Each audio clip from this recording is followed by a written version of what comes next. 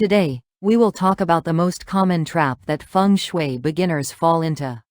It is the illusion of unconditionally believing that, if you see a beautiful and grand mountain, there will naturally be a powerful energy spot, which we call a Heol, right there. Interestingly, when you read classical Feng Shui texts, you will see many stories about the stars in the sky. People in the past categorized the shapes of mountains by comparing them to stars. They believed that the energy of the sky came down to the earth and formed the shapes of the mountains. From a Western perspective, looking at the sky to understand the earth might feel unfamiliar. Simply put, you can think of this as a kind of personality test or topographical analysis chart to figure out the unique energy and characteristics of that land. Ancient texts explain that if a mountain has a specific shape, a certain type of Heol must exist below it.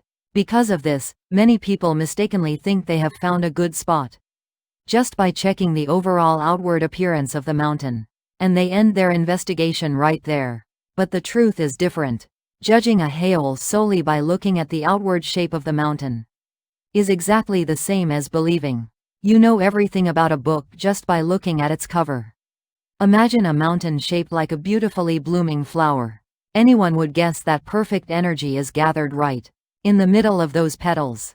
However, the actual sight is not that simple. Even if two mountains look exactly identical on the outside, the actual energy that forms there completely changes, depending on the surrounding environment and topographical conditions. Classical Feng Shui theory, which reads massive mountain ranges, is like looking at a building blueprint. A blueprint is very useful for grasping the overall structure of a building. However, just because you look at a blueprint does not mean you can know how warm and cozy it will be when you actually step inside that house. To find the true Heol, you must stop looking at the entire mountain from a distance and walk while stepping on the soil yourself.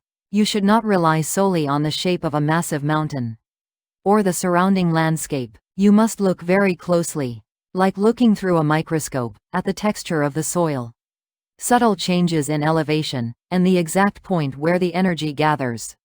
Use macro Feng Shui theory only as a guidebook that leads you near your destination. The final conclusion must always be made through a precise and empirical analysis of the Heol itself. Do not be captivated by wonderful scenery. The true secret is always hidden underground, right where you are stepping. Thank you for watching.